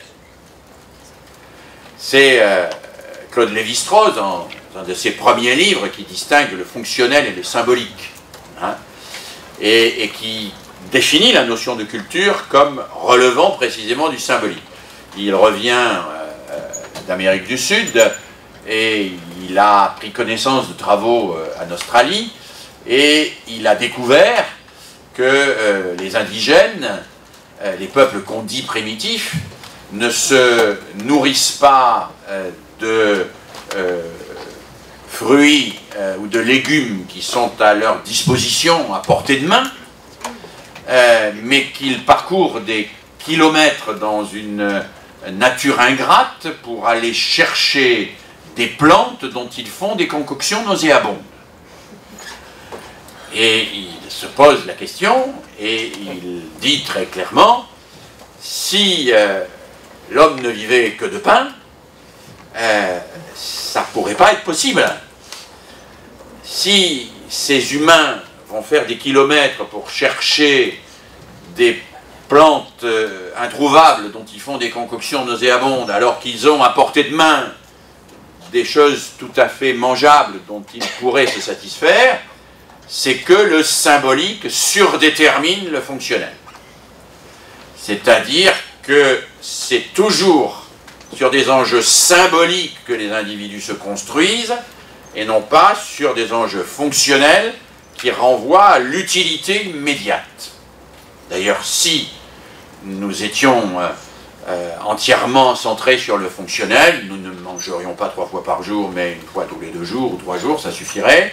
le repas est d'abord une opération symbolique, et la table est d'abord un symbole avant d'être un endroit pour poser les affaires. Hein. Relisez Marcel Mauss, la fin de l'essai sur le don et le fameux texte sur la table dans les Chevaliers de la Table Ronde. Hein. La table, c'est d'abord ce qui sépare et ce qui unit et ce qui permet de construire le collectif, c'est donc du symbolique. Regardez ce que dit Marcel Mauss du vêtement, hein. Si le symbolique ne surdéterminait pas le fonctionnel, vous seriez tous habillés de la même façon avec le truc le moins cher que vous trouveriez sur le marché. C'est pas le cas. Donc c'est bien que le symbolique vous construit, vous constitue, et vous constitue dans une identité qui a cette caractéristique d'être à la fois une identité singulière et collective. Or, cette construction à la frontière et à l'articulation du singulier et du collectif est évidemment fondamentale pour l'enfant, et c'est un des défis absolument fondamentaux que nous avons à relever. Alors, par la mise en situation des savoirs scolaires, mise en situation, c'est-à-dire le savoir scolaire n'est pas simplement une épreuve sur un parcours du combattant, hein. Je rappelle souvent, et excusez-moi si certains m'ont déjà entendu dire ou lu, mais cette étude vieille d'il y a presque 20 ans maintenant, le temps passe très vite, où je travaillais sur le rapport au savoir des élèves de zone d'éducation prioritaire en me centrant sur le rapport aux mathématiques, et où j'ai rencontré cet élève qui avait une détestation des mathématiques absolument totale, détestation des mathématiques et qui l'amenait à détester aussi les professeurs de mathématiques. Il les détestait, il ne pouvait pas les voir en peinture. Je lui dis, mais pourquoi tu détestes tant les professeurs de mathématiques? Ils nous ont fait des choses absolument épouvantables. Enfin. Et j'ai mis un certain temps à comprendre ce qu'il voulait me dire. Puis je lui ai posé une question qui m'est venue comme ça à l'esprit. Je lui ai dit, mais c'est qui, à ton avis, qui a fabriqué les mathématiques? Il me dit, mais c'est les profs de maths. Alors j'ai dit, mais pourquoi les profs de maths auraient fabriqué les maths? Il dit, mais pour voir si on peut passer en quatrième.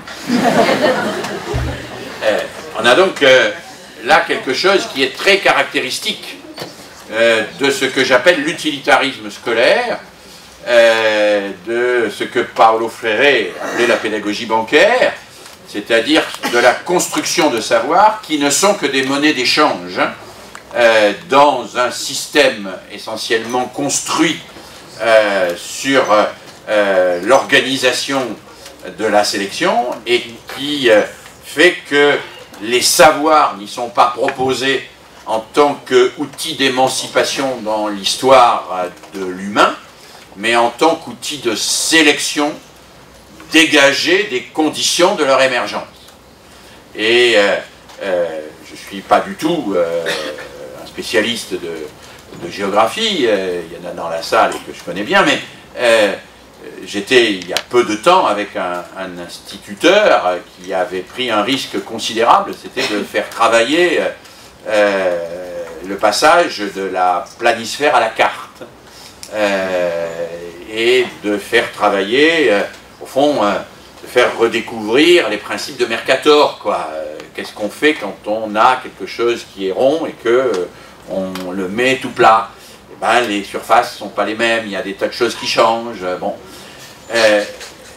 Que l'enfant découvre que la carte, c'est pas une essence éternelle et immuable, comme disait Descartes, mais une construction humaine qui, à un moment donné, a été faite par des gens pour signifier un certain nombre de choses, et que le fait que certaines choses soient en haut et d'autres en bas, c'est pas significatif du fait qu'il y a les bons d'un côté et les méchants de l'autre, ou les développés en haut et les sous-développés en bas, qui comprennent ça, ça m'a paru intéressant.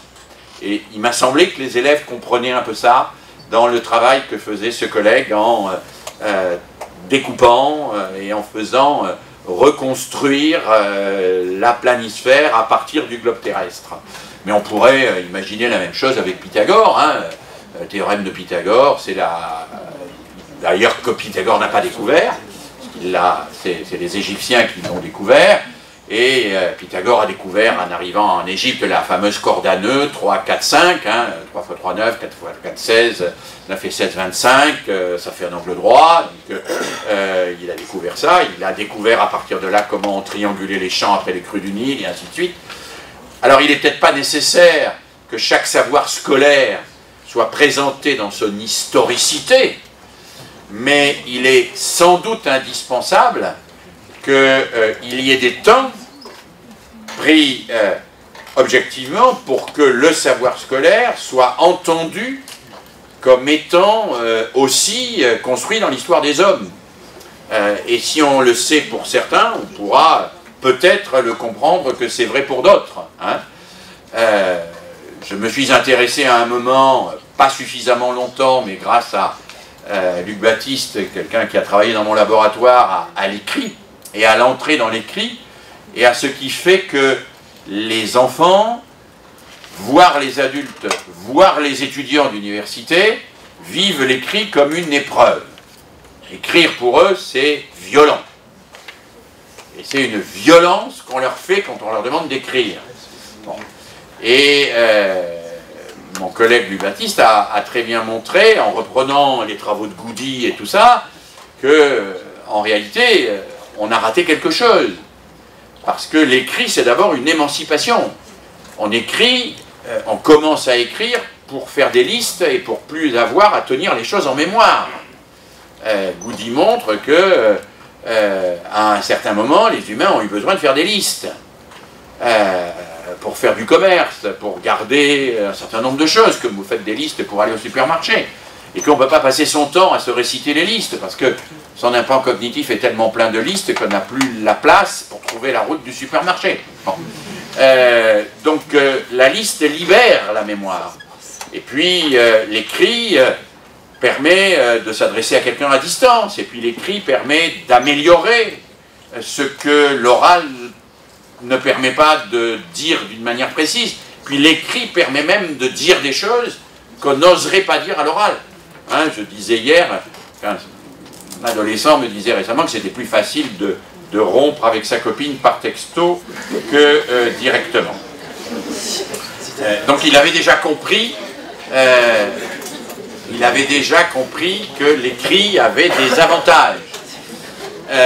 Mais je ne vais pas rentrer dans un travail sur l'écrit qui me demanderait, j'ai écrit un petit livre là-dessus, si ça vous intéresse, je vous le dirai, qui me demanderait de prendre beaucoup de temps. Simplement, l'écrit pâtit beaucoup du fait qu'il est déconnecté du symbolique et qu'il apparaît comme purement fonctionnel.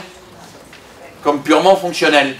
Que tout le symbolique de l'écrit est escamoté au profit du fonctionnel et du fonctionnel scolaire.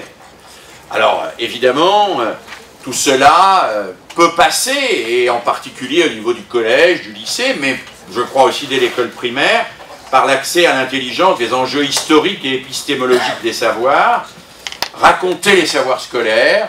Et là, je ne saurais trop me référer à quelqu'un qui m'a beaucoup appris, qui est Jérôme Brunner, bien sûr, avec ce qu'il dit du récit. Hein, le récit comme étant la structuration privilégiée du savoir. Hein, racontons le savoir comme des histoires. Évidemment, s'il y en avait le cœur et l'énergie, lisez Ricoeur sur cette question-là, c'est indépassable. Pour précisément en restituer ce que j'ai noté ici et que j'ai appelé la dramaturgie. Un savoir sans dramaturgie, c'est un savoir sans symbolique. C'est un savoir sans enjeu. C'est un savoir qui n'est qu'une épreuve sur un parcours du combattant. Et puis, on pourrait évidemment prolonger cela en évoquant ce que j'appelle le travail sur les œuvres, hein, qui relie ce que chacun a de plus intime avec ce qu'il y a de plus universel. Je suis personnellement convaincu que les programmes devraient comporter moins de notions et plus d'œuvres. Et cela dans tous les domaines.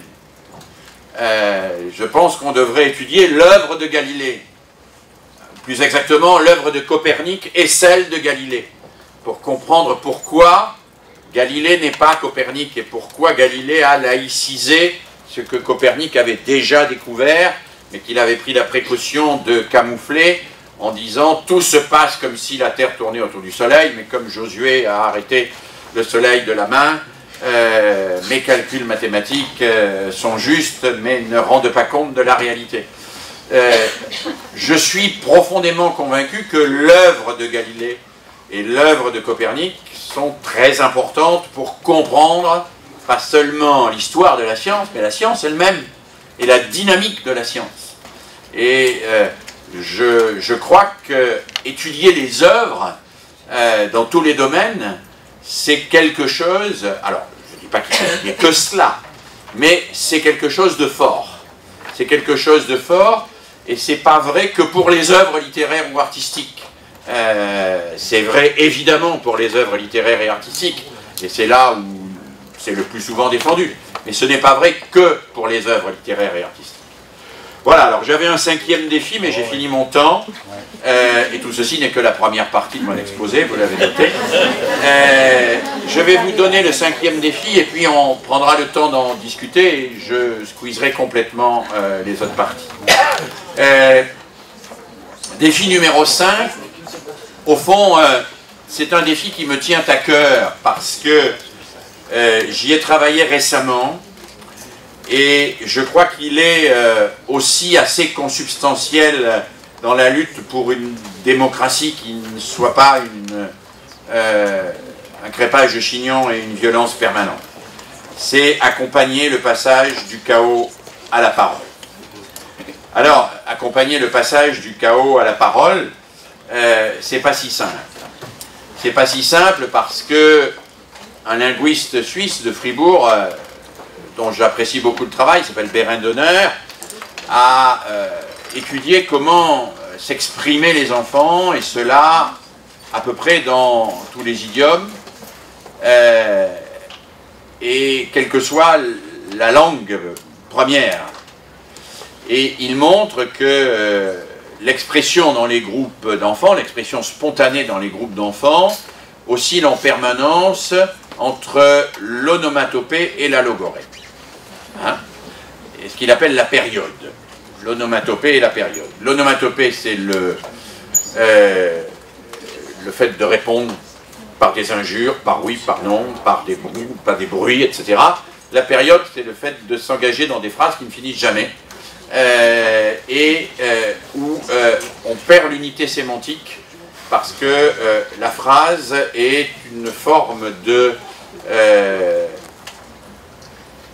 d'organisation. Alors, je vais peut-être pas employer le mot prédicat, parce que ça va faire sursauter, d'organisation textuelle qui constitue une unité sémantique. Bon, voilà. Bérin Donner, qui lui utilise le mot prédicat, dit que l'accès à la parole, c'est l'accès à l'articulation sujet-prédicat. De quoi je parle et qu'est-ce que j'en dis, et je m'en tiens là. Alors, laissons tomber le prédicat, ça n'a aucune importance, et chacun s'est fait son opinion là-dessus après les polémiques qui ont agité le milieu éducatif autour de ce terme, et de l'introduction de ce terme. Mais on peut se mettre d'accord sur le mot phrase. C'est pas un gros mot, le mot phrase. Hein. Même si on ne veut pas de prédicat, on peut dire qu'il faut faire des phrases. Bon. Mais dire qu'il faut faire des phrases, ça peut paraître une banalité. Et c'est loin d'être une banalité. Bérin Donner a étudié des centaines et des centaines et des centaines d'enregistrements d'enfants. Et de dialogues spontanés dans les cours de récréation, un peu partout, et d'adolescents. Qui montre qu'il n'y a pas de phrase. Il n'y a pas de phrase. Ou il n'y a que des phrases injonctives,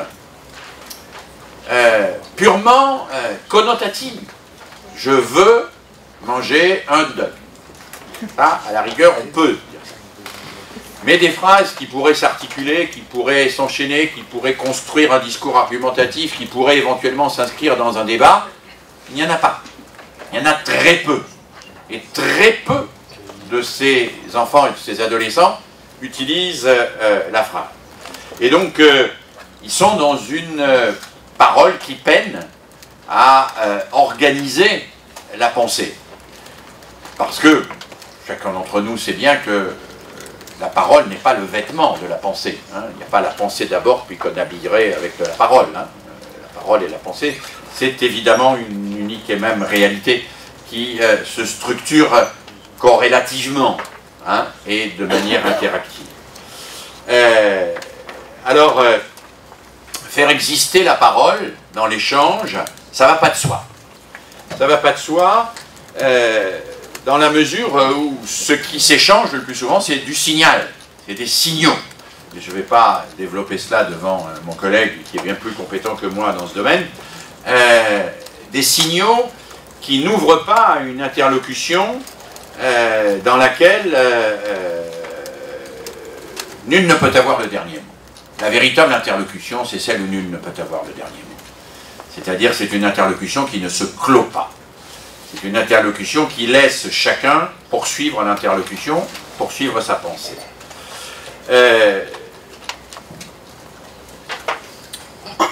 Le travail, tel que mon collègue Luc Baptiste l'a fait, avec des élèves d'école primaire, a consisté à observer les effets d'une opération d'une extrême banalité, mais d'une extrême importance dans l'enseignement, qui est distinguer. Distinguer les mots. Distinguer les mots, distinguer les mots outils, donc ça ne veut pas dire car, ça ne veut pas dire ceci, ça ne veut pas dire cela. Une maison, c'est pas une demeure, c'est pas une cabane, etc., etc. Distinguer. Et il a montré que le temps passé à la distinction et au travail de distinction, qui était un temps essentiel pour l'acquisition du vocabulaire. Vous savez que les inégalités de vocabulaire sont majeures, hein, on en parlait ce matin. Entrée en maternelle, 200 mots pour certains enfants, entre 2000 et 3000 mots pour d'autres. Hein. Je parle de statistiques de la nécropole, de la métropole. C'est un lapsus que j'aime bien faire. C'est un faux lapsus. Et le travail sur la distinction, c'est-à-dire sur une forme de ce que j'ai appelé récemment dans un article la fermeté linguistique, est un travail absolument fondamental. La fermeté linguistique du maître. J'ai étudié avec des étudiants de mon laboratoire la manière dont s'expriment les enseignants devant les élèves et l'effet maître que cela peut avoir. Et la thèse n'est pas encore soutenue, les deux thèses ne sont pas encore soutenues, mais il y a un élément tout à fait déterminant qui déjà émerge, c'est que on a quand même souvent dans l'enseignement un manque de fermeté linguistique et un discours qui, au nom de... et avec une bonne volonté, qui est souvent une bonne volonté très... parfois un peu compassionnelle, on répète, on redit, on explique, on dilue considérablement les choses. Et la clarté du propos n'en est absolument pas ajoutée, mais elle en est affectée. Elle en est affectée. La fermeté linguistique, c'est savoir ce que parler veut dire. C'est parler relativement peu, mais avec beaucoup de fermeté, et en utilisant des mots pour ce qu'ils veulent dire, et pas pour autre chose que ce qu'ils veulent dire.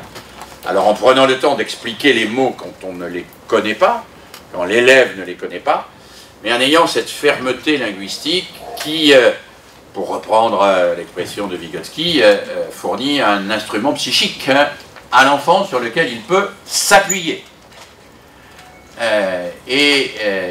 Le travail qui est mené par ces trois collègues montre bien que la fermeté linguistique du maître, sa façon de s'exprimer avec clarté, précision, sans dilution inutile, sans bavardage, mais en désignant clairement ce qu'il veut dire, en expliquant les mots qu'il emploie, et en étant ferme à la fois dans le contenu et dans la forme, hein, y compris, et on n'a pas fait l'étude là-dessus, donc je ne vais pas en parler, mais intuitivement, je pense qu'il y a aussi quelque chose qui se joue au niveau de la manière de poser la voix, hein, dans la fermeté linguistique.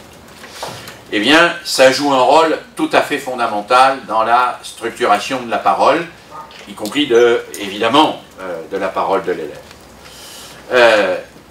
Et la parole, au fond, et je terminerai par là, la parole, c'est ce qui restaure sans cesse l'inquiétude. L'inquiétude dans les certitudes, l'inquiétude dans les dogmes, quels qu'ils soient. On dit, et on a raison de dire, que notre société est entrée dans l'ère de l'incertitude et des incertitudes. Mais dans cette ère des incertitudes, et peut-être que là je plaque des préoccupations qui sont les miennes actuellement parce que je travaille sur les questions de radicalisation, dans cette incertitude, un certain nombre de nos élèves, de nos adolescents, sont fascinés, totalement fascinés, par ce qui leur apporte la certitude. Ce qui est attractif, c'est ce qui dit le vrai, c'est ce qui gomme toute recherche, toute difficulté, et ce qui propose un tableau complètement miraculeux et immédiatement saisissable du monde. Or, je crois que ça, ce n'est pas la parole, ça c'est le dogme. Ça c'est le dogme, c'est-à-dire une parole qui n'a pas intégré ce qui est l'exigence même que porte l'école, à savoir la volonté d'être toujours plus précis, plus juste et plus vrai. Au fond, s'il n'y a qu'une chose à transmettre à l'école, s'il n'y avait qu'une chose à transmettre, à travers évidemment les contenus, on ne transmet pas son contenu, c'est l'exigence de la précision, de la justesse et de la vérité. On ne se contente pas de l'approximation. On est toujours plus précis, plus juste, plus vrai. Alors vous me direz, mais moi je suis prof de PS, je ne suis pas concerné. Si, bien sûr. Il est même directement concerné, le prof de PS, parce que la précision, la justesse, c'est évidemment au cœur des activités motrices bien conduites.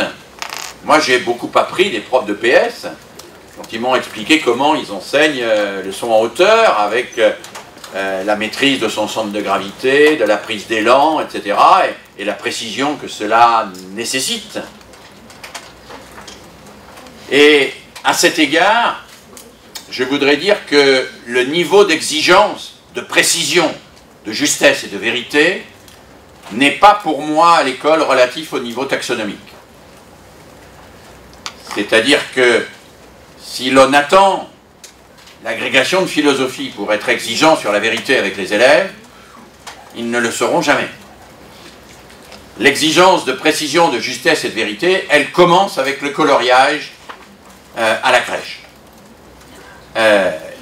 Elle se poursuit à la maternelle, et le niveau taxonomique, c'est-à-dire le niveau de difficulté de la tâche dans l'échelle taxonomique, n'est pas le niveau d'exigence. On doit et on peut, pour moi, être exigeant à chaque niveau taxonomique. Et c'est cette exigence à chaque niveau taxonomique qui fait intérioriser par l'élève l'exigence de l'exigence. Or, intérioriser par l'élève l'exigence de l'exigence, c'est en faire quelqu'un qui non seulement aura des chances de réussir sa vie scolaire, mais aussi peut-être de réussir sa vie sociale et sa vie de citoyen. Merci de votre attention.